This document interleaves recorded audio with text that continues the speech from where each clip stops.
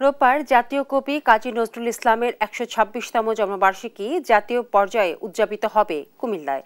এবছর জাতীয় কবি জন্মবার্ষিকী উদযাপনের প্রতিপাদ্য ২৪শের গণঅভ্যুত্থান, কাজী নজরুলের উত্তরাধিকার। কুমিল্লা শিল্পকলা একাডেমিতে জেলা প্রশাসনের ব্যবস্থাপনায় হবে ৩ দিনব্যাপী অনুষ্ঠান। ২৫ মে থেকে ২৭ মে পর্যন্ত অনুষ্ঠান সবার জন্য উন্মুক্ত থাকবে। নেওয়া হয়েছে সব প্রস্তুতি।